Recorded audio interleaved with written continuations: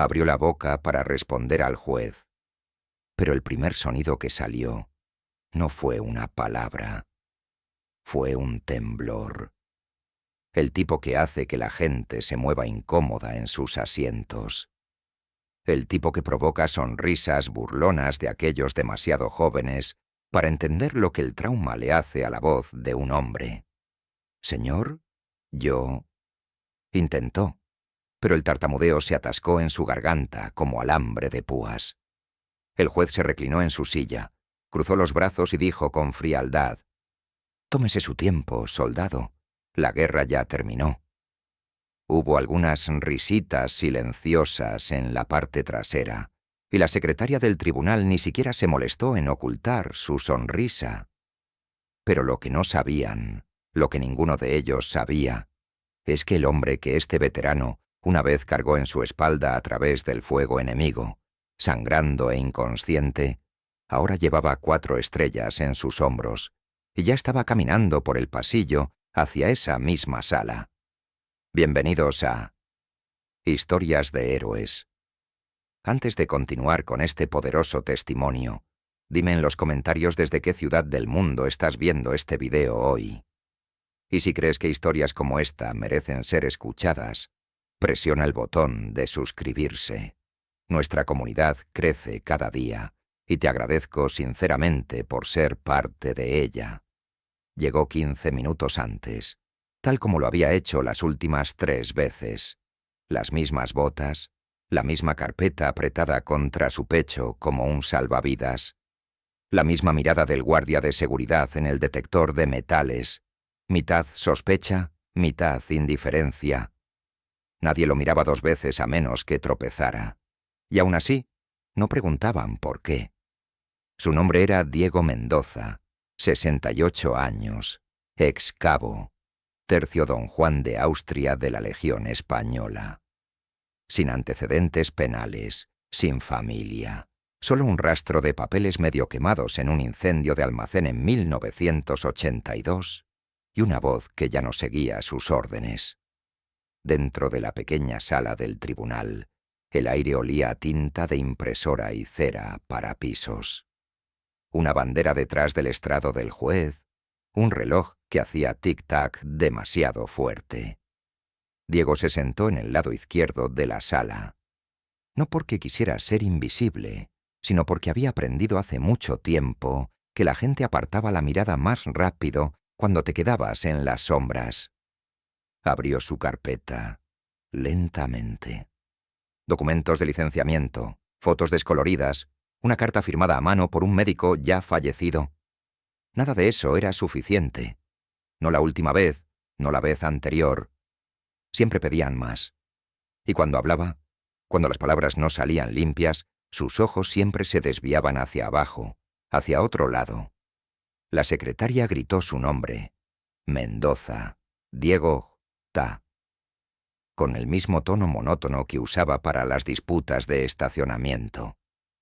Se levantó lentamente. Sus rodillas crujieron audiblemente. Se dirigió al estrado sin mirar a nadie.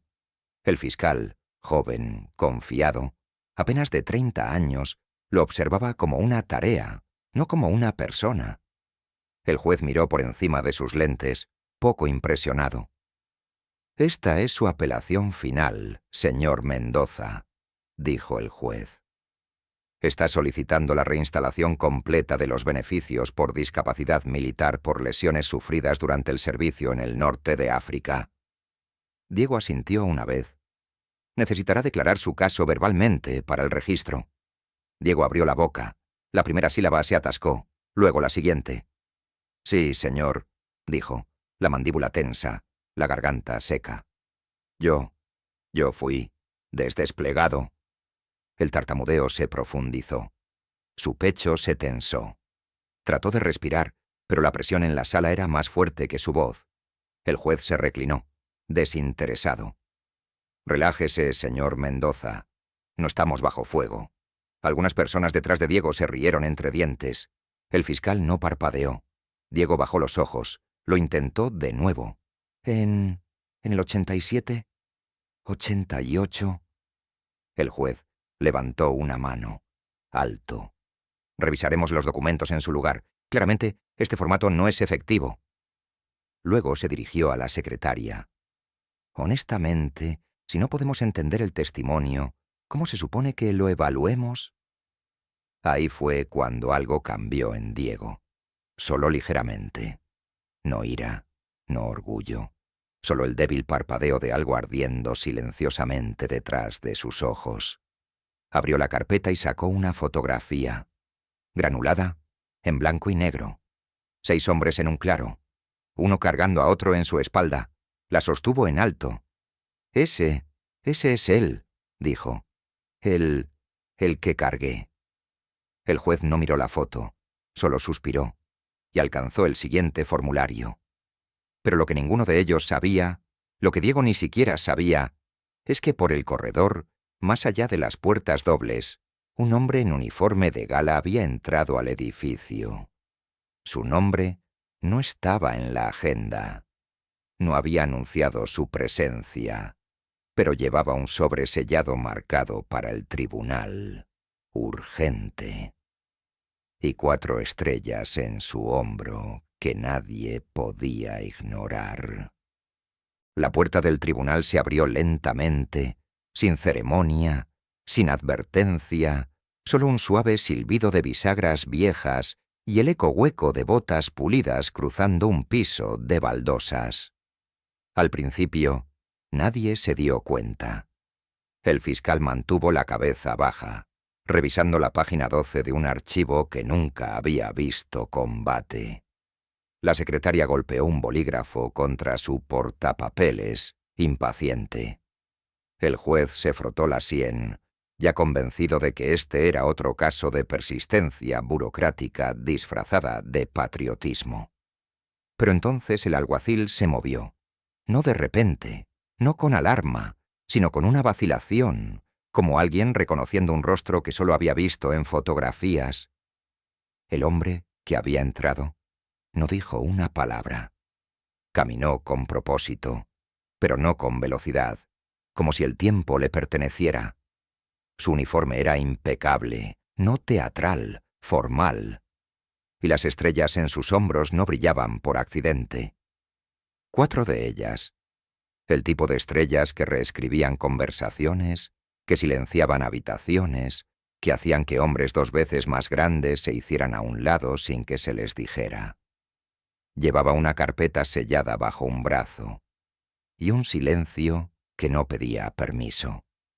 Se detuvo detrás de la última fila de bancos, no se sentó, no se movió, solo se quedó de pie, ojos fijos en el hombre en el estrado, el que no podía terminar una oración sin que su garganta se cerrara. Diego no lo vio aún. Estaba demasiado concentrado en respirar, en no temblar, en tratar de forzar palabras a través de una caja vocal que nunca se había recuperado de la explosión que rompió su audición y talló un temblor en sus nervios, como una cicatriz que nadie podía ver. El juez se aclaró la garganta, molesto. «Sigamos adelante. Señor Mendoza, si no puede continuar, tendremos que proceder sin testimonio verbal». Luego se dirigió al abogado del gobierno. «¿Su recomendación?» El joven fiscal se puso de pie. «Basándonos en la falta de registros oficiales de despliegue y la ausencia de cualquier testimonio de oficial al mando, mantenemos nuestra posición. La documentación proporcionada no cumple con el umbral probatorio para confirmar trauma relacionado con combate». En ese momento, el hombre en la parte trasera finalmente se movió. Un paso adelante, luego otro. No levantó la voz. Ni siquiera miró al juez. Miró directamente a Diego. «Cabo Mendoza», dijo calmadamente. «¿Recuerda Villa Cisneros, 12 de julio de 1988? Diego se congeló. Su cabeza se volvió lentamente como un hombre viendo un fantasma. Sus labios se separaron, pero no salió ningún sonido. El general dio un paso adelante. Me sacó de la zona de muerte. Pierna rota, hombro desgarrado, radio destruida. Me mantuvo vivo, hasta que llegó el helicóptero de evacuación. Nunca supe su nombre completo, pero nunca he olvidado su rostro. Todos se giraron. La secretaria, el fiscal, incluso el juez. El general miró al estrado. Tengo una declaración, y estoy preparado para entregarla bajo juramento. El juez ajustó sus lentes. Su voz, por primera vez, perdió su tono afilado. «Usted es el general Carlos Ruiz», respondió. «Retirado del ejército español.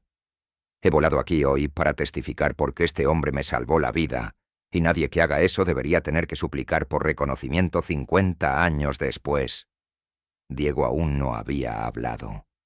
Sus manos temblaron ahora, no de miedo, sino del peso repentino y abrumador de ser recordado. El juez no interrumpió. El fiscal se sentó sin decir una palabra.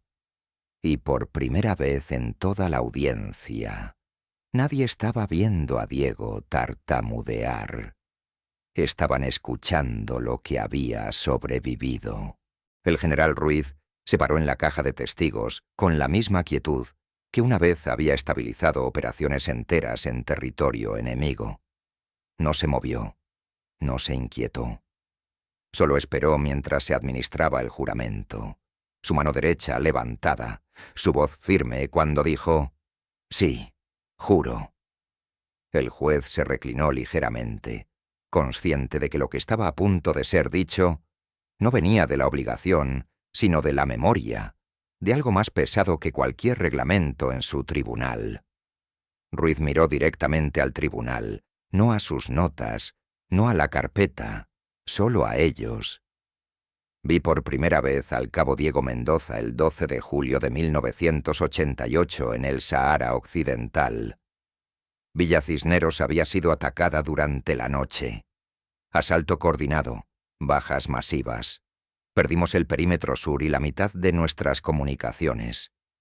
Yo estaba liderando un equipo de reconocimiento cuando nuestra posición fue flanqueada.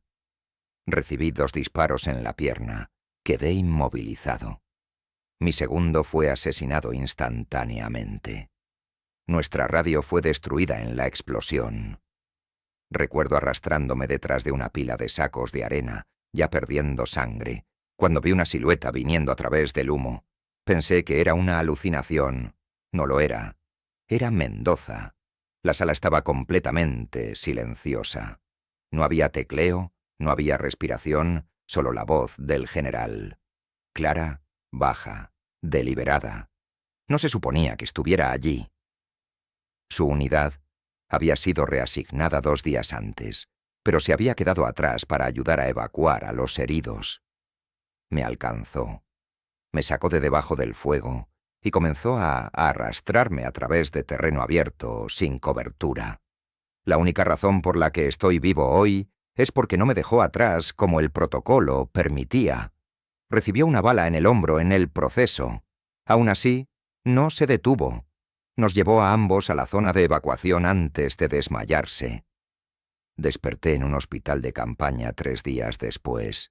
Pregunté por él. Nadie tenía un nombre, nadie tenía un informe, y cuando me recuperé, pasé meses tratando de encontrar al hombre que me salvó. Pero en algún lugar del camino el rastro de papeles se oscureció. Miró hacia Diego, su voz suavizándose. Solo lo reconocí hoy. Lo vi desde la puerta. 55 años y el rostro nunca me abandonó. Se volvió de nuevo al juez. Así que ahora estoy aquí de pie, y a este hombre que arriesgó todo por alguien cuyo nombre apenas conocía se le está diciendo que no califica para ayuda, que sus registros son insuficientes, que sus lesiones no pueden ser confirmadas. Déjeme decirle lo que no puede ser confirmado, su señoría. Los sonidos que hace un hombre cuando está tratando de respirar a través de un pulmón colapsado. El olor de botas quemándose. El momento cuando alguien te echa en su espalda y comienza a correr hacia el fuego de armas. Eso no está en ningún archivo. Eso no está escrito en ningún formulario. Su voz se bajó. pero lo viví, y eso es más que cualquier documento que encontrará en los archivos. Hizo una pausa. Luego agregó: si este hombre no es un veterano, entonces yo tampoco lo soy. Y personalmente escribiré al Ministerio de Defensa para que me quiten mis estrellas si su nombre no recibe el reconocimiento que se merece. Se alejó lentamente. Luego regresó a la parte trasera del tribunal, parado alto detrás de Diego una vez más. El juez no habló, no inmediatamente. El fiscal bajó los ojos y la secretaria, por primera vez en 2 horas, dejó de escribir por completo. En ese momento, la verdad ya no pertenecía al sistema. Pertenecía a 2 hombres, uno que había sido olvidado y uno que nunca había soltado. Diego se levantó sin que se lo pidieran. No miró al juez o la secretaria o el fiscal. Ni siquiera miró al general parado detrás de él. Sus ojos se fijaron en un solo punto en la pared lejana, como si algo invisible hubiera estado esperando allí todo este tiempo, y finalmente había construido la fuerza para enfrentarlo. Sus manos estaban firmes ahora, su respiración lenta. No tenía notas preparadas, no jerga legal, solo el peso de una historia que nadie nunca le había dado la oportunidad de contar. Habló lentamente, no con vacilación, sino con intención. Cada palabra elegida, cada silencio ganado. La mayoría de la gente asume que algo está mal conmigo cuando hablo. Piensan que estoy nervioso, débil o roto, así que completan mis oraciones o dejan de escuchar, y después de un tiempo, dejé de tratar de ser entendido. Su voz era suave, pero llenó la habitación. No fuerte, solo innegable. No vine aquí por lástima, no vine aquí a discutir. He pasado los últimos 20 años enviando los mismos documentos a personas que nunca devolvieron la llamada. He mirado cartas de rechazo firmadas por personas que nunca vieron un campo de batalla. Me dijeron que no había prueba de que estuve allí, que tal vez estaba confundido, que tal vez nunca fui un soldado. Miró hacia abajo una vez, luego hacia arriba, calmado, inquebrantable. Pero recuerdo todo. Recuerdo el calor subiendo de la tierra en Villa Cisneros. Recuerdo la estática en mis oídos cuando explotó la bomba. Recuerdo arrastrando a un hombre a través de terreno abierto mientras las balas crujían contra el metal a nuestro alrededor. Recuerdo atando un torniquete con una tira de mi propio uniforme porque la bolsa médica estaba en llamas. Y recuerdo su rostro, el hombre que cargué medio consciente susurrando el nombre de su hija. Ese hombre está aquí hoy. Asintió una vez. Apenas. El general no se movió. Cuando llegué a casa, no hubo desfile, no hubo preguntas, solo papeleo y silencio. La gente preguntó por qué hablaba raro, por qué pausaba en medio de las palabras, por qué tardaba tanto en responder preguntas simples. Nunca preguntaron por lo que había vivido. Solo asumieron que algo en mí no funcionaba. Se volvió ligeramente hacia el juez. No suplicando, solo honesto. No vine aquí por dinero o medallas. Vine aquí porque me tomó 50 años creer que me permitían ser escuchado. Porque si alguien como yo no habla, entonces tal vez el próximo como yo nunca lo hará. Puso su mano en la mesa a su lado, firme, presente. Puede que no hable como solía hacerlo, pero cada palabra que digo ahora ha tenido que luchar su camino a través del fuego, y eso las hace más fuertes que la mayoría. Se sentó lentamente, dobló las manos. El silencio en el tribunal no fue incómodo esta vez. No fue impaciente. Fue reverente. Y por una vez, nadie en esa habitación quería decir algo después porque todo lo que necesitaba ser dicho ya había sido hablado. El juez se sentó quieto, sus manos dobladas, ojos en el estrado frente a ella. no porque no supiera qué decir, sino porque entendió que cualquier cosa apresurada se sentiría falsa. Esto ya no se trataba de papeleo, no se trataba de procedimiento legal o documentos faltantes. Lo que acababa de pasar en esa habitación era algo crudo, algo innegable, y sabía que el peso de ello duraría más que su martillo. Cuando finalmente habló, su voz había cambiado. Todavía era medida, pero más silenciosa, más firme, como si algo dentro de ella finalmente hubiera bajado del estrado y se hubiera puesto cara a cara con la verdad. «Señor Mendoza», comenzó, mirando directamente a Diego, «he leído su archivo. He visto las brechas, las inconsistencias, los formularios faltantes. He revisado las regulaciones, los cronogramas y las reclamaciones. Pero lo que he escuchado hoy no es algo que pueda procesarse en un formulario. Lo que he visto hoy no es algo que pueda negar». Se inclinó hacia adelante, codos en el escritorio ahora, ya no escondiéndose detrás de la postura. Se le pidió que probara su dolor, y en su lugar nos dio algo más poderoso. Nos dio su memoria, su moderación, su dignidad. Habló con claridad, no del habla, sino del carácter. La habitación permaneció inmóvil. Incluso la secretaria había dejado de tomar notas. Este tribunal reconoce su servicio como honorable y auténtico. Sus beneficios por discapacidad son reinstalados, efectivo inmediatamente, con compensación retroactiva completa. Se presentará una recomendación formal al Ministerio de Defensa para reexaminar casos similares, especialmente aquellos impactados por registros perdidos o impedimentos relacionados con la comunicación. Cerró el archivo suavemente. Nunca debería haber tenido que luchar por reconocimiento, no después de lo que ya dio. Y el hecho de que lo hizo con esta clase de gracia permanecerá con cada persona en esta habitación mucho más tiempo que cualquier veredicto que haya dado. Su martillo golpeó una vez, no con finalidad, sino con respeto silencioso. La decisión fue tomada.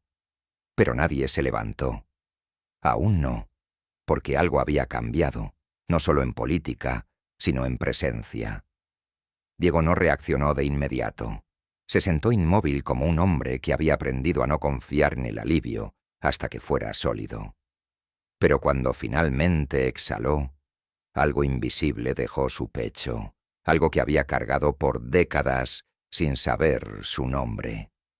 El general Ruiz puso una mano en su hombro, y por primera vez desde el día de la explosión, Diego se permitió ser visto no como una carga, no como un error en el sistema, sino como lo que siempre había sido, un soldado que había cumplido con su deber y esperado demasiado tiempo para que le dijeran que importaba. 3 días después, Diego se paró en un tramo silencioso de tierra en las afueras de su ciudad natal. No estaba marcado en ningún mapa turístico. Sin memorial, sin banco, sin bandera, solo un parche de hierba que daba a una línea de árboles donde el viento se movía diferente, más lento, como si supiera que algo finalmente se había asentado. Llevaba una chaqueta simple, las mismas botas que había tenido por años, y no cargaba decoraciones. Nadie estaba allí para tomar fotos. Nadie sabía siquiera que había venido. En su mano había un pequeño sobre sin sellar. Dentro de él, la copia doblada de la decisión del tribunal, una foto de 6 hombres de otra vida, y una carta que había escrito pero nunca enviado, dirigida a los padres de un soldado que nunca regresó a casa. Se quedó quieto, no porque estuviera perdido en pensamiento, sino porque por primera vez en décadas no estaba cargando nada que necesitara explicación. No quedaba peso que ocultar, no había vergüenza de la cual encogerse. Caminó al borde del claro, se arrodilló lentamente y puso el sobre debajo de una pequeña piedra plana, una en la que solía sentarse cuando venía aquí para estar solo. Luego se sentó a su lado. Piernas estiradas, manos descansando en su regazo. No lloró, no habló. Solo escuchó al viento, a los pájaros, al silencio entre todo ello, que finalmente no se sentía como ausencia. Solo memoria, solo paz. El tipo que nunca le había sido otorgado por medallas o pensiones o papeles, sino por algo más difícil de ganar: reconocimiento. No necesitaba volver aquí de nuevo. Eso lo sabía. Porque por primera vez desde el Sahara, Diego Mendoza no estaba esperando ser escuchado. Ya lo había sido. Pero esta historia no termina en ese claro silencioso. 3 semanas después del veredicto, algo extraordinario comenzó a suceder en toda España. El video de la audiencia, grabado por protocolo judicial, había sido filtrado a los medios locales. No por sensacionalismo, sino por un funcionario del tribunal que había estado presente ese día y sentía que la historia necesitaba ser contada. El video se volvió viral, no en las redes sociales, sino en las cadenas de noticias serias, en los programas de veteranos, en las conversaciones silenciosas de quienes habían servido y nunca habían sido escuchados. La primera llamada llegó un martes por la mañana. Diego estaba preparando café cuando sonó su teléfono, un aparato viejo que rara vez sonaba. La voz al otro lado era temblorosa, insegura. «Señor Mendoza, mi nombre es Antonio Vázquez. Vi su historia en las noticias. Yo también estuve en el Sahara. Abril del 89. Mi unidad fue emboscada cerca de Esmara. Nunca he podido hablar de ello sin...» La voz se quebró. Diego apretó el teléfono. Conocía ese quiebre, ese momento donde las palabras se atoraban no por falta de valor, sino por exceso de memoria. «Puedes venir», dijo Diego simplemente. «Tengo café». Esa tarde, Antonio Vázquez, 66 años, ex sargento, se sentó en la pequeña cocina de Diego. Sus manos temblaron mientras sostenía la taza, no por edad, sino por 30 años de mantener un secreto que había carcomido su alma como ácido. «Perdimos a 4 hombres ese día», susurró Antonio. «Yo debería haber sido el quinto. Mi arma se atascó. Quedé atrapado detrás de una roca mientras los disparos venían de todos lados. Un chico de Barcelona, apenas 19 años, volvió por mí. Se llamaba Miguel Serrano». Diego no dijo nada, solo asintió. Sabía que interrumpir este momento sería como quebrar cristal.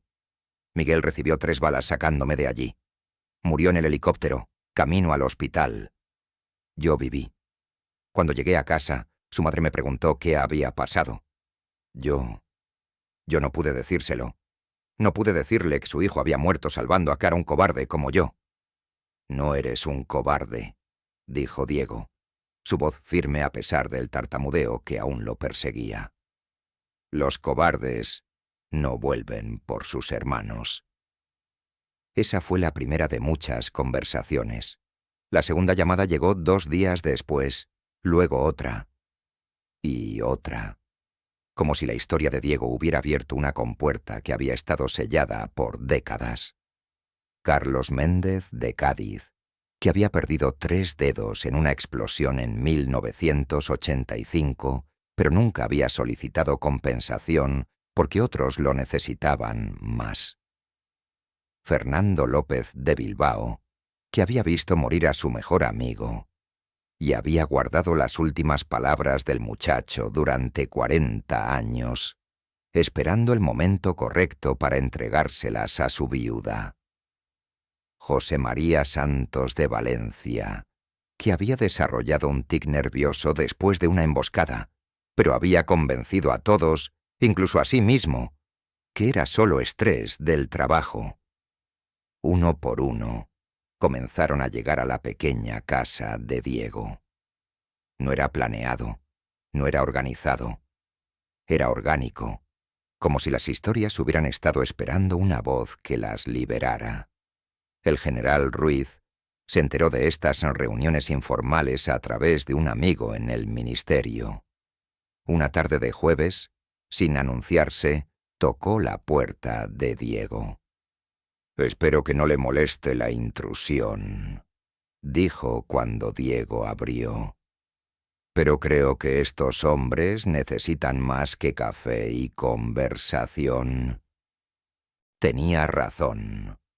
Lo que había comenzado como encuentros casuales se había convertido en algo más profundo. Estos hombres no solo necesitaban hablar, necesitaban ser escuchados por alguien con autoridad, alguien que pudiera convertir sus palabras en acciones.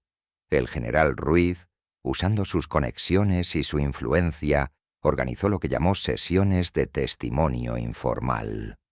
No eran procedimientos legales, no había abogados o fiscales, solo veteranos sentados en círculo, compartiendo lo que nunca habían podido decir. La primera sesión oficial se llevó a cabo en el centro comunitario de un barrio obrero de Madrid. 12 hombres, edades entre 58 y 72 años. Algunos tartamudeaban como Diego. Otros hablaban demasiado rápido, como si las palabras fueran perseguidos. Unos pocos permanecían completamente silenciosos, comunicándose solo con miradas y gestos. Diego se había convertido, sin quererlo, en una especie de líder, no porque hablara mejor que los otros, sino precisamente porque no lo hacía. Su tartamudeo, su lucha visible con cada palabra, había dado permiso a otros para ser imperfectos, para ser humanos. «Mi nombre es Diego Mendoza». Comenzó esa primera sesión, su voz temblando, pero decidida. «Estuve en el Sahara del 87 al 89. Durante 30 años pensé que nadie quería escuchar mi historia. Pero resulta que no era que no quisieran escuchar, era que yo había olvidado cómo contarla». La historia de Antonio sobre Miguel Serrano fue la primera en ser compartida completamente. Tomó 3 sesiones, no porque fuera larga, sino porque Antonio necesitaba parar, respirar, llorar. Pero cuando terminó, algo en él había cambiado. No era curación instantánea, pero era un comienzo. Carlos habló de los sonidos que aún escuchaba por las noches. Fernando finalmente leyó en voz alta las últimas palabras que había guardado durante 4 décadas. José María admitió que su tic nervioso no era solo estrés. Pero la historia más impactante vino de un hombre que había permanecido silencioso durante las primeras 4 sesiones. Se llamaba Rafael Moreno, 61 años, ex cabo primero. Había perdido el oído izquierdo en una explosión, pero había ocultado la discapacidad durante años, aterrorizado de perder su trabajo. «Nunca he contado esto», comenzó Rafael en la 5ª sesión, su voz tan baja que todos tuvieron que inclinarse hacia adelante. «En 1988, nuestro convoy fue atacado cerca de La Ayun. Mi compañero de asiento, Paco Ruiz, no familiar del general», aclaró con una sonrisa nerviosa, «fue herido gravemente. Perdió mucha sangre». Rafael pausó, sus manos temblando sobre su regazo. «Paco me pidió que llamara a su novia, Elena, y le dijera que la amaba. Me hizo prometerle que si no sobrevivía, yo le entregaría el anillo que había comprado para pedirle matrimonio. Está en mi bolsillo del pecho», me dijo. El círculo estaba completamente silencioso. Paco murió antes de llegar al hospital. Yo revisé su bolsillo. El anillo estaba allí. Un anillo simple, nada elegante, pero limpio y cuidado. Durante 30 años he cargado ese anillo conmigo. Rafael sacó una pequeña caja de terciopelo de su chaqueta. Elena se casó con otro hombre 2 años después. Tiene familia ahora, nietos. Nunca supe si debía contactarla, si debía decirle sobre Paco, sobre el anillo. Tenía miedo de arruinar su nueva vida con memorias de dolor. El general Ruiz se inclinó hacia adelante. «Rafael, ¿tienes el nombre completo de Elena? ¿Su ubicación?» Elena Martínez, ahora Elena Martínez de García.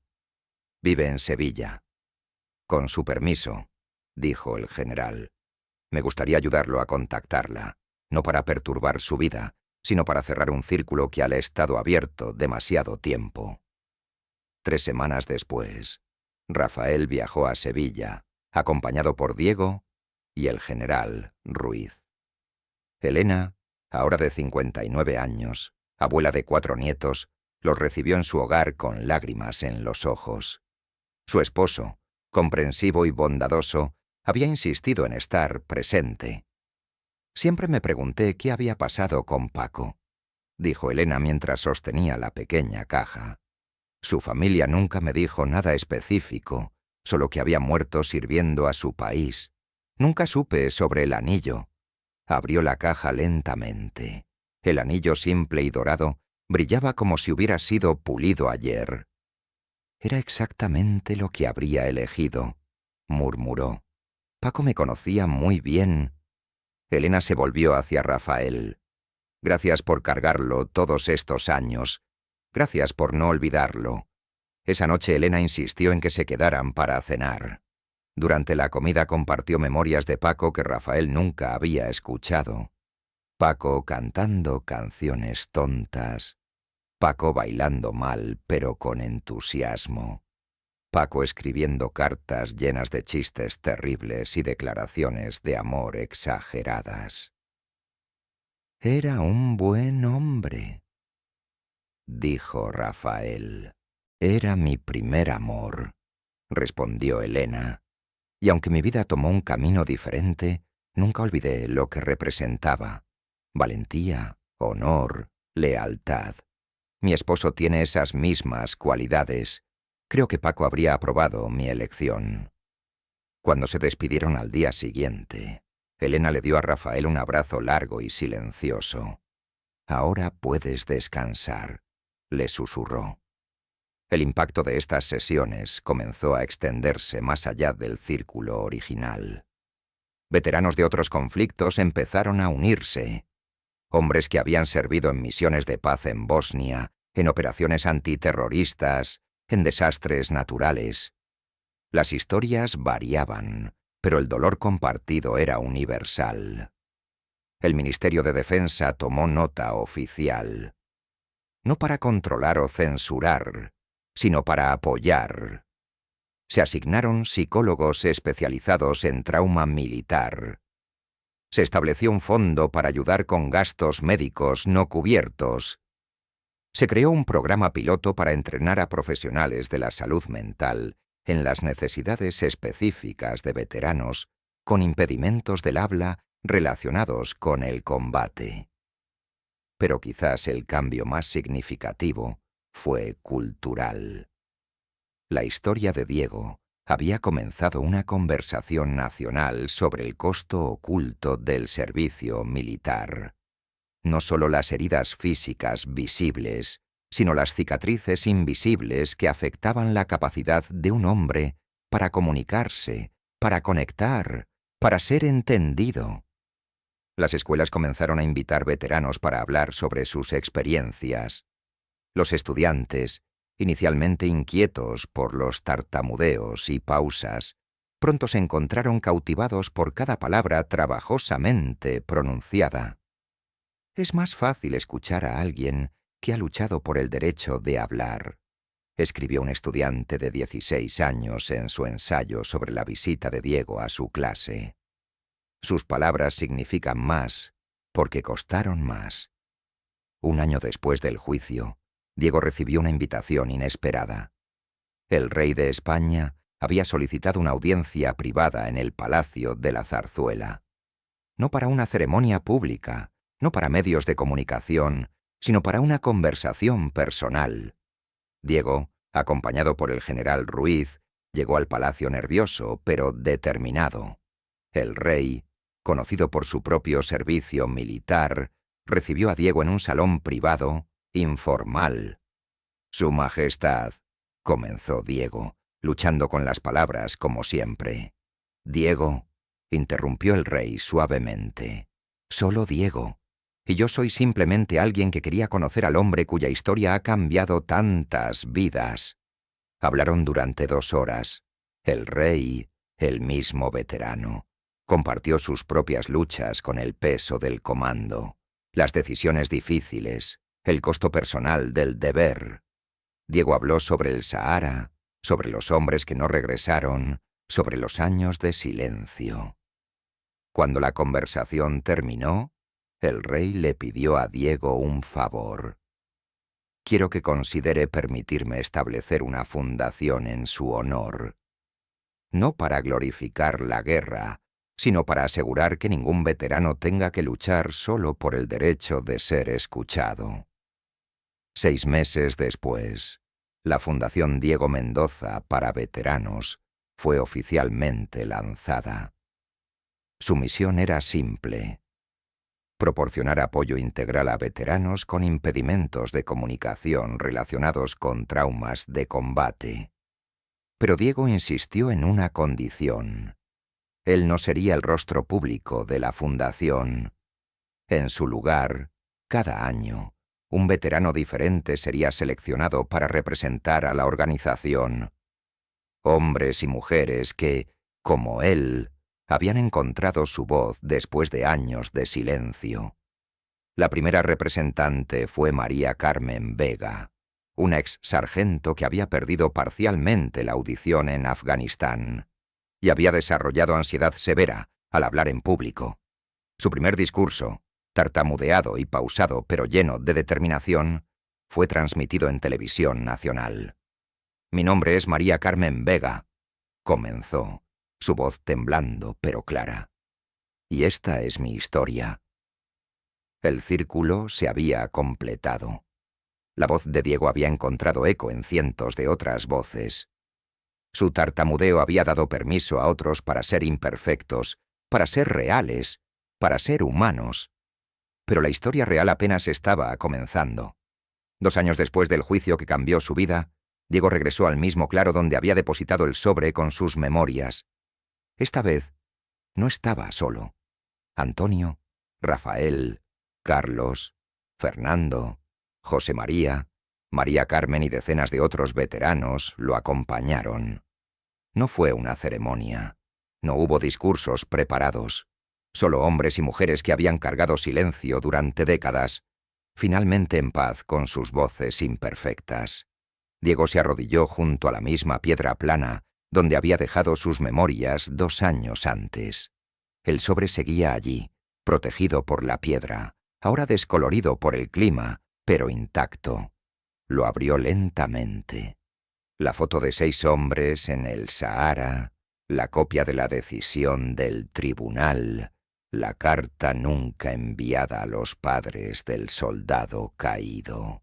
Uno por uno, cada veterano presente añadió algo al sobre: fotos, cartas, pequeños objetos que habían cargado durante años, memorias que ya no necesitaban cargar solos. Rafael añadió una foto de Paco Ruiz sonriendo, tomada una semana antes de su muerte. Antonio incluyó las placas de identificación de Miguel Serrano, devueltas a él por la familia, después de que finalmente había compartido la historia completa. María Carmen depositó una pequeña medalla que había ganado por valor en combate, pero que nunca había sentido que merecía. Cuando todos habían contribuido, Diego selló cuidadosamente el sobre expandido y lo colocó de vuelta bajo la piedra. «No estamos enterrando estas memorias», dijo, su voz más fuerte y clara de lo que había sido en décadas. «Las estamos plantando, para que crezcan en algo más grande de lo que cualquiera de nosotros podría cargar solo». El viento sopló a través de los árboles, más suave ahora, como una bendición silenciosa que abrazaba a todos los presentes. Mientras el grupo se preparaba para partir, Diego miró una última vez hacia la piedra.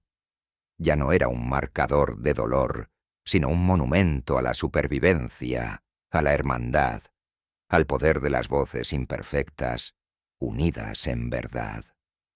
5 años después de aquel juicio que cambió su vida, Diego Mendoza se despertó en su pequeño apartamento de Madrid con una sensación extraña. Por primera vez en décadas, había dormido toda la noche sin pesadillas. No había sudores fríos, no había gritos ahogados que lo despertaran a las 3 de la madrugada. Solo silencio. Un silencio diferente al que había conocido antes. Este no era el silencio del miedo o la vergüenza. Era el silencio de la paz. Se levantó lentamente, como era su costumbre, y se dirigió a la pequeña cocina donde preparaba su café cada mañana. Pero esta mañana era diferente. En la mesa, junto a su taza habitual, había una carta. El sobre era elegante, con el sello oficial del Ministerio de Defensa. Por un momento, su corazón se aceleró. Después de tantos años de cartas de rechazo, su cuerpo aún reaccionaba con ansiedad a la correspondencia oficial. Pero cuando abrió el sobre, sus manos no temblaron. La carta era una invitación. El Ministerio de Defensa, en colaboración con la Fundación Diego Mendoza, estaba organizando el primer simposio nacional sobre trauma de combate y comunicación. Y querían que Diego fuera el orador principal. «Imposible», murmuró, leyendo las líneas una y otra vez. Yo no puedo hablar frente a cientos de personas». Pero incluso mientras decía las palabras, algo dentro de él había cambiado fundamentalmente. Ya no era el hombre quebrado que había entrado a aquel tribunal 5 años atrás. Era el hombre que había encontrado su voz, por imperfecta que fuera, y había aprendido que esa imperfección era precisamente su fuerza. Esa tarde, Diego llamó al general Ruiz. La conversación fue breve, pero significativa. «General, recibí una carta». «Ya lo sé», interrumpió Ruiz suavemente. «Yo les di tu nombre. Pero yo aún tartamudeo, aún me atasco con las palabras». «Diego». La voz del general era firme pero gentil. «¿No entiendes? Eso es exactamente porque eres la persona perfecta para hablar. No queremos un orador perfecto. Queremos alguien real. Alguien que entienda la lucha desde adentro». El simposio se llevó a cabo 6 semanas después en el Auditorio Nacional de Madrid. Había más de 800 asistentes, psicólogos militares, oficiales de alto rango, veteranos de todas las generaciones, familias de veteranos, periodistas especializados en temas militares y miembros del Parlamento que trabajaban en legislación de veteranos. Cuando Diego subió al pódium, sus piernas temblaron. Las luces brillantes lo cegaron momentáneamente. Podía ver rostros borrosos en la audiencia, algunos esperando con curiosidad genuina, otros claramente escépticos, sobre lo que un veterano tartamudo podría aportar a un evento tan formal.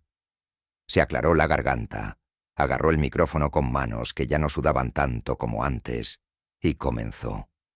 Mi nombre es Diego Mendoza». Su voz se quebró ligeramente en la primera sílaba, pero continuó con determinación. «Y durante la mayor parte de mi vida he tenido miedo de usar mi voz». El auditorio se quedó completamente silencioso. No el silencio incómodo que había conocido en el pasado, sino un silencio respetuoso, expectante, como si 800 personas hubieran decidido simultáneamente que cada palabra que saliera de su boca merecía ser escuchada. Hace 5 años estaba convencido de que mis palabras no importaban porque no salían perfectas.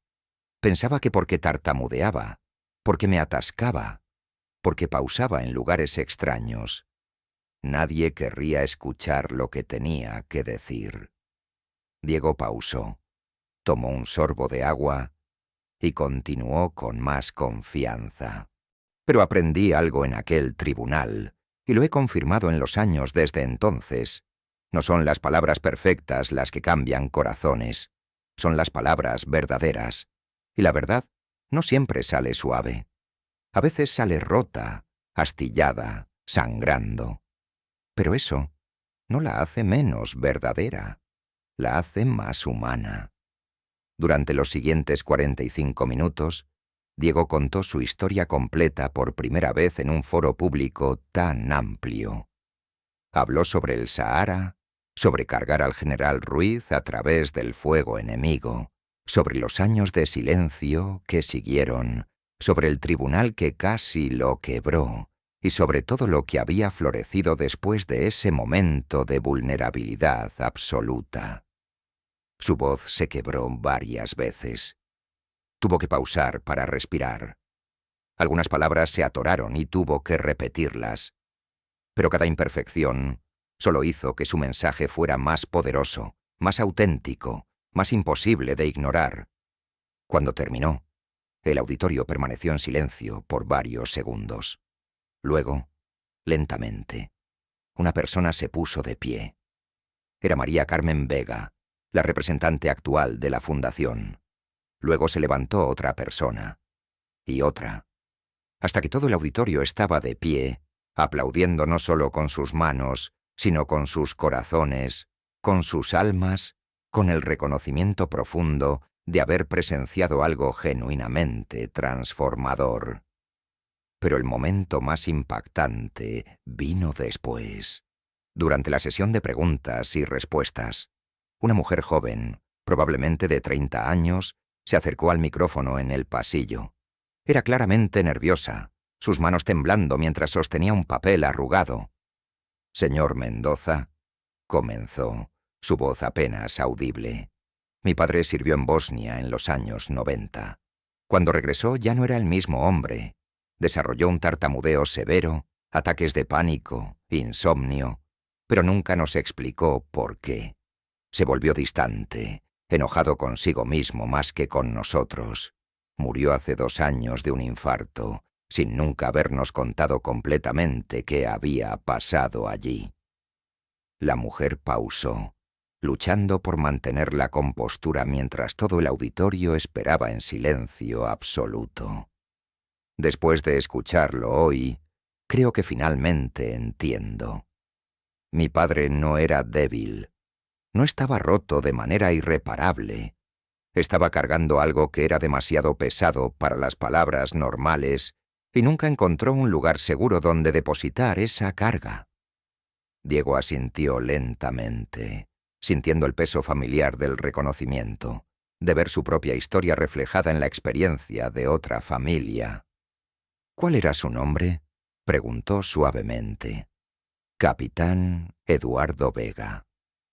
El auditorio inhaló colectivamente. Diego reconoció el nombre inmediatamente. El capitán Vega había sido mencionado en múltiples reportes de las operaciones en Bosnia durante los años 90. Era conocido por su valentía bajo fuego y su dedicación a proteger a civiles inocentes en zonas de guerra. «Tu padre», dijo Diego, su voz llenándose de emoción auténtica, «era un héroe en el sentido más verdadero de la palabra. Y si estuviera aquí hoy, te diría que lo más valiente que hizo no fue enfrentar las balas en Bosnia.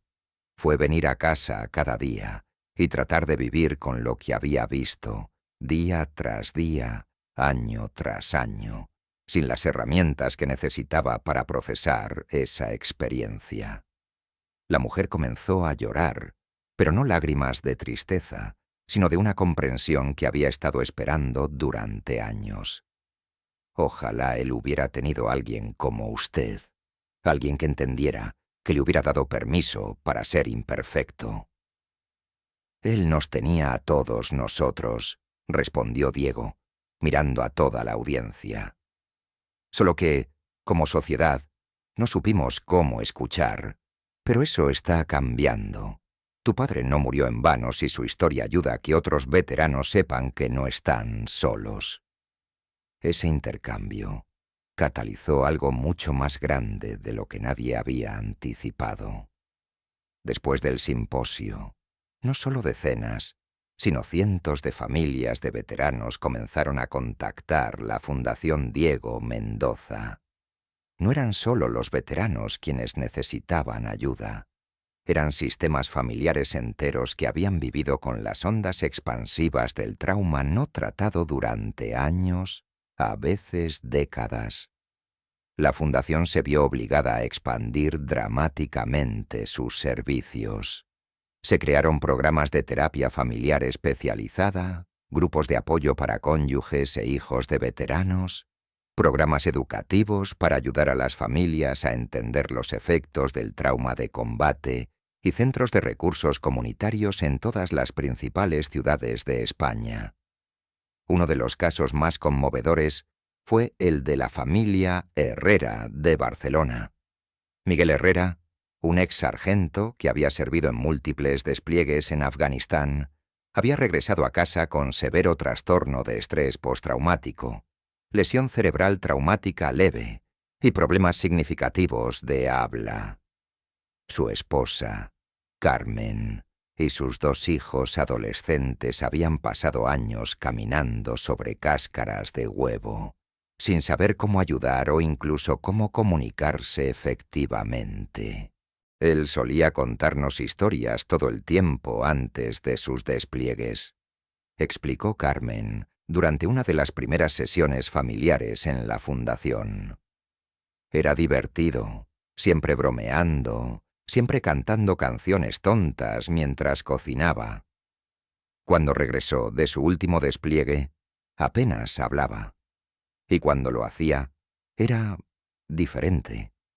Sus palabras salían entrecortadas, se enojaba consigo mismo cuando no podía expresar lo que quería decir, se aislaba de nosotros. Miguel, sentado junto a su esposa en el círculo terapéutico, luchaba visiblemente por encontrar las palabras correctas. Yo quería contarles, logró decir después de varios intentos fallidos. Pero las palabras no salían bien. Y cada vez que trataba de explicar, todo se convertía en un desastre. Su hijo de 15 años, Luis, que había estado silencioso durante la mayor parte de la sesión, levantó tímidamente la mano. «Papá», dijo, su voz quebrándose por la emoción. «No nos importa cómo hablas. Solo queremos que hables con nosotros. Te extrañamos. Extrañamos tener un papá que nos cuente cosas, aunque sean cosas difíciles de escuchar». Fue un momento decisivo no solo para la familia Herrera, sino para muchas de las familias que estaban observando a través del cristal de observación como parte de su propio proceso terapéutico. Miguel se dio cuenta de que su familia no necesitaba palabras perfectas de él. Necesitaban su presencia auténtica, su voluntad de ser vulnerable, su amor expresado de cualquier manera que pudiera manejarlo. Su hija de 17 años, Ana, añadió: «Papá, cuando tratas de hablar perfecto, te pones tan tenso que se siente como que no estás realmente aquí con nosotros. Pero cuando simplemente sos vos mismo, incluso si las palabras no salen bien, podemos sentir que nos amas». Durante los meses siguientes, trabajando con terapistas especializados en trauma militar y comunicación, la familia Herrera lentamente sanó. No fue un proceso lineal. Hubo retrocesos, frustraciones, momentos donde parecía que el progreso se había estancado. Pero gradualmente, Miguel aprendió técnicas para manejar su ansiedad al hablar. Más importante aún, aprendió a aceptar que su nueva forma de comunicarse no era defectuosa, sino diferente. Carmen y los niños aprendieron cómo ser oyentes pacientes, cómo crear espacios seguros para que Miguel compartiera a su propio ritmo, y cómo reconocer las señales de cuando necesitaba espacio versus cuando necesitaba conexión. El día más importante. Carmen reflexionó más tarde durante una sesión de seguimiento. No fue cuando Miguel dejó de tartamudear o cuando sus palabras empezaron a fluir mejor. Fue cuando se rió por primera vez en 3 años. Una risa real, no forzada, no nerviosa. Una risa que salió de su vientre porque Ana había contado un chiste terrible sobre militares. Ese día, Supe que mi esposo había encontrado el camino de vuelta a nosotros. Historias como la de la familia Herrera se multiplicaron por toda España. La Fundación Diego Mendoza se convirtió en un modelo nacional no solo para veteranos con impedimentos del habla, sino para todos los tipos de familias afectadas por trauma militar. Pero quizás el testimonio más poderoso llegó de una fuente completamente inesperada. 5 años después del simposio, Diego recibió una carta de Elena García, la viuda de Paco Ruiz, cuyo anillo de compromiso había sido cargado por Rafael Moreno durante 30 largos años. «Querido Diego», comenzaba la carta. Nunca nos conocimos personalmente, pero su historia cambió mi vida de maneras que no puede imaginar. Elena explicaba que después de recibir el anillo de Paco y cerrar ese capítulo de dolor no resuelto, había comenzado a trabajar como voluntaria con la Cruz Roja, especializándose en ayudar a familias de soldados caídos.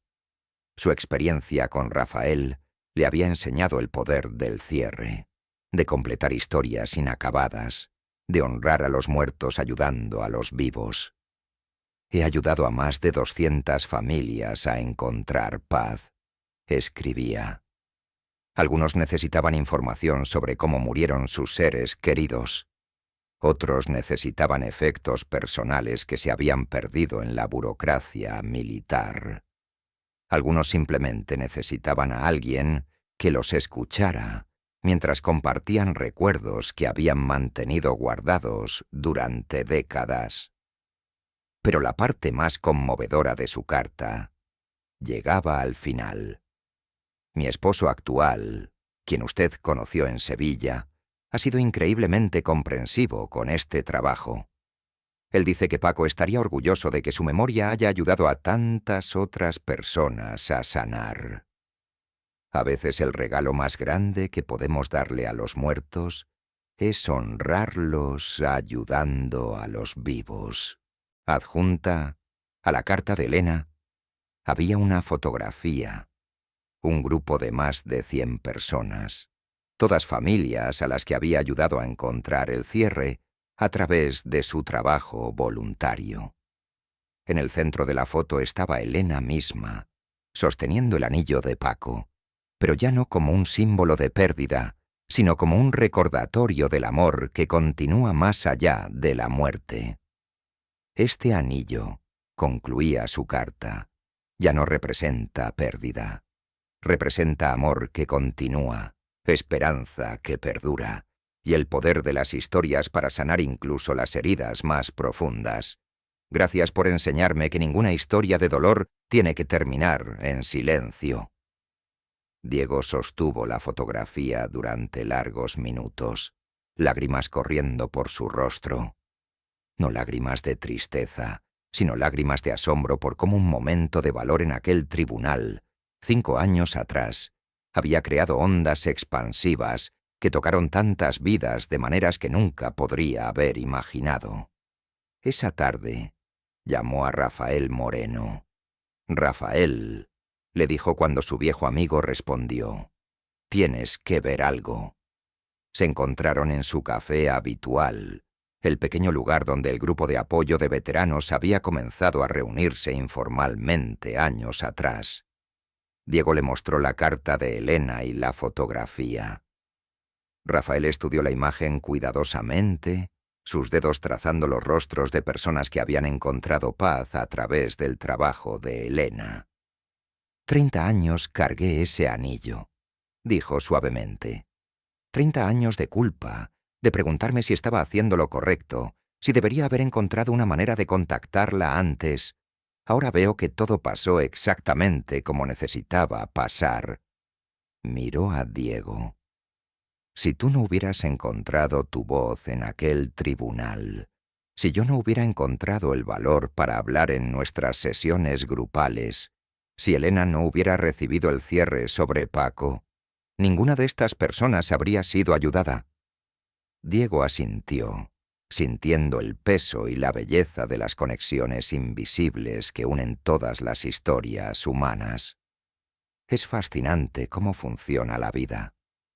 Pensamos que nuestras historias son solo sobre nosotros, pero son más grandes que nosotros. Se conectan con otras historias, crean cadenas de sanación que se extienden más lejos de lo que podemos ver.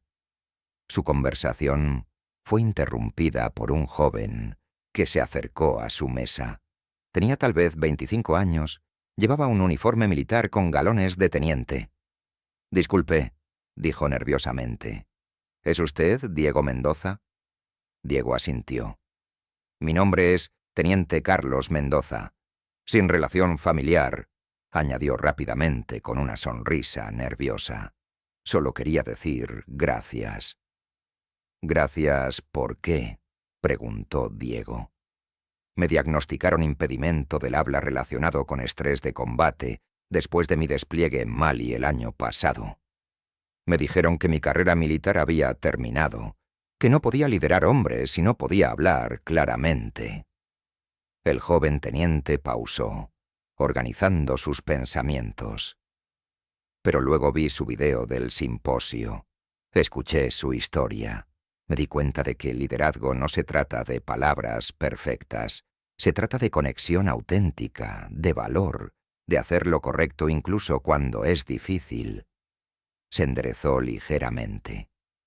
«Trabajé con terapistas del habla, pero más importante aún, dejé de tratar de ocultar mi condición de mis soldados. Fui honesto con ellos sobre mis luchas. ¿Y sabe qué? Me respetan más ahora, no menos. Confían en mí porque confío en ellos con mi vulnerabilidad». Diego sintió esa calidez familiar en su pecho, la sensación que llegaba cada vez que se daba cuenta de que su historia había ayudado a alguien más a encontrar su propia voz. «Sigue hablando tu verdad», le dijo Diego al joven teniente. «Las palabras no tienen que ser perfectas, solo tienen que ser reales». Después de que el teniente se fue, Rafael se volvió hacia Diego con una expresión reflexiva. «¿Sabes qué me llama la atención de todo esto?», dijo. «Hace 5 años estabas convencido de que nadie quería escuchar tu historia porque no sonaba perfecta. Ahora mira, cientos de familias sanadas, una fundación nacional, programas para veteranos y sus familias, y jóvenes líderes que están cambiando la cultura militar misma». Diego sonrió. «Todo porque una juez una vez me dijo que me tomara mi tiempo, pensando que estaba siendo condescendiente.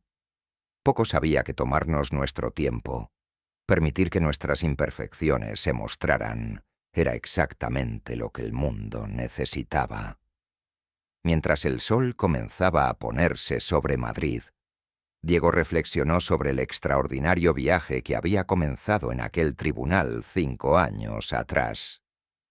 Pensó en todos los veteranos que habían encontrado sus voces, las familias que habían sanado, los jóvenes líderes militares que estaban cambiando, cómo las Fuerzas Armadas abordaban el trauma y la comunicación. Pero más que cualquier otra cosa, pensó en la simple verdad que había alimentado todo esto. Cada persona tiene una historia que vale la pena contar, sin importar cuán imperfectamente emerja. En un mundo obsesionado con el pulimento y la perfección, a veces la verdad más poderosa viene envuelta en tartamudeos, pausas y lágrimas. Esa noche, Diego regresó al lugar silencioso en las afueras de Madrid, donde había enterrado por primera vez sus memorias 5 años atrás. La pequeña piedra todavía estaba allí, pero ahora estaba rodeada por docenas de otras piedras, cada una colocada por un veterano que había encontrado paz a través de compartir su historia. Se había convertido en un memorial no oficial, no a la guerra o la muerte, sino a la supervivencia, a la voz, al valor requerido para hablar la verdad incluso cuando es difícil. Diego se arrodilló junto a la piedra original y susurró: «Gracias por hacerme tomarme mi tiempo». Resulta que el mundo necesitaba escuchar estas historias exactamente como llegaron, imperfectas, reales y verdaderas. Y en ese momento silencioso, rodeado por piedras que representaban cientos de historias contadas y vidas cambiadas, Diego finalmente entendió que nunca había estado roto en absoluto. Simplemente había estado cargando una verdad demasiado grande para palabras perfectas. A veces, los regalos más grandes vienen envueltos en lo que parece debilidad.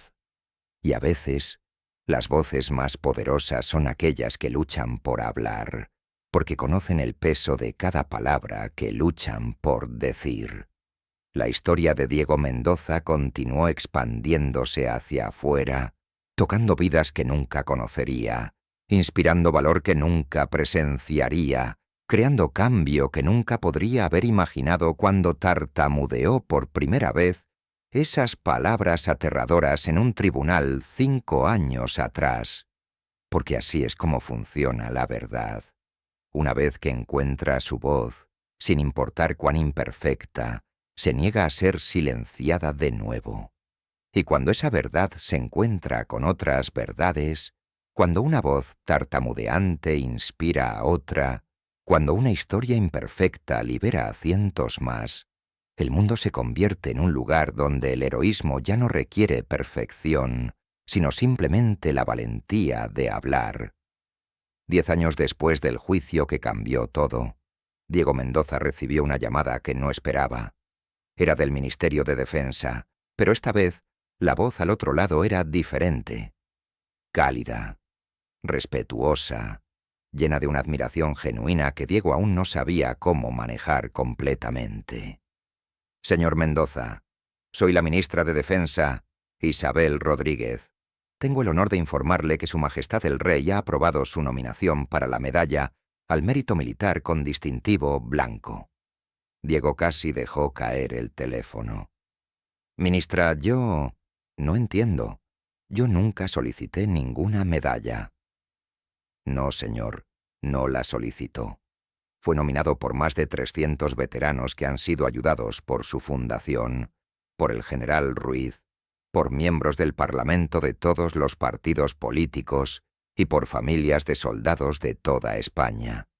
Su contribución a la sanación de nuestra comunidad militar va más allá de cualquier acto individual de heroísmo. La ceremonia se llevó a cabo 6 meses después en el Palacio Real.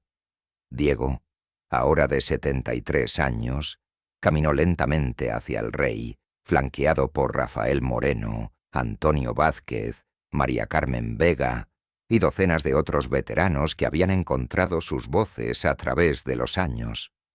Cuando el rey colocó la medalla en su pecho, Diego sintió el peso de algo que había buscado durante décadas sin saberlo.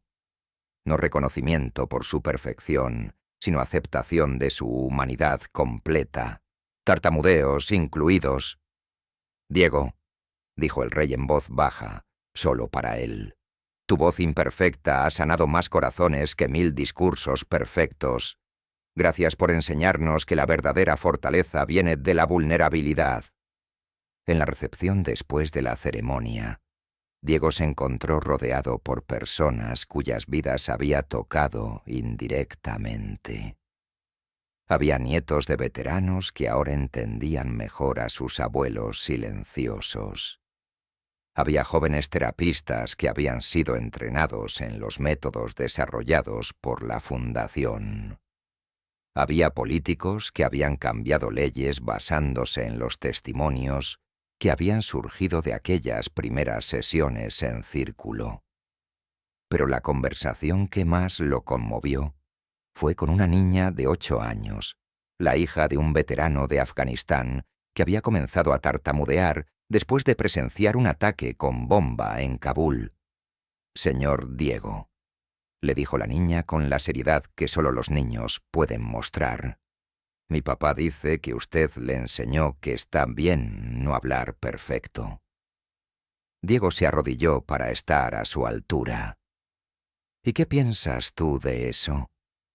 «Pienso que si las palabras perfectas fueran lo único que importara, entonces Los bebés nunca aprenderían a hablar. Y mi hermanito dice las cosas más divertidas incluso cuando las dice mal. Diego se rió, una risa profunda y genuina. Tu hermanito es muy sabio. Esa noche, solo en su apartamento, Diego escribió en el diario que había comenzado a mantener después del juicio. Sus manos ya no temblaban cuando escribía, aunque su voz aún tartamudeaba ocasionalmente. Había aprendido que algunas heridas no necesitan curarse completamente para dejar de doler. Hoy recibí una medalla, escribió. Pero el verdadero premio llegó hace años, en un tribunal donde un juez me dijo que me tomara mi tiempo. Resulta que tomarme mi tiempo era exactamente lo que necesitaba hacer, y lo que el mundo necesitaba que hiciera. He aprendido que no hay historias pequeñas, solo hay historias no contadas, y cada voz que se encuentra con el valor de hablar, sin importar cuán imperfectamente, hace que sea un poco más fácil para la siguiente voz hacer lo mismo. Esta noche, mientras escribo esto, sé que en algún lugar de España hay un veterano despierto a las 3 de la mañana, luchando con memorias que no sabe cómo procesar, pero también sé que ya no está completamente solo, porque su historia, cuando esté listo para contarla, ya tiene un lugar donde ser escuchada. Y eso, creo, es lo que realmente significa servir. No solo en el campo de batalla, sino después. Servir abriendo caminos para que otros caminen. Servir siendo lo suficientemente vulnerable para que otros se sientan seguros en su propia vulnerabilidad. Mañana seguiré tartamudeando. Y estará bien, porque he aprendido que las palabras más poderosas no son las que salen perfectas, sino las que salen verdaderas. Diego cerró el diario y caminó hacia la ventana. Madrid se extendía ante él, una ciudad llena de historias no contadas, de voces esperando su momento, de verdades esperando su libertad.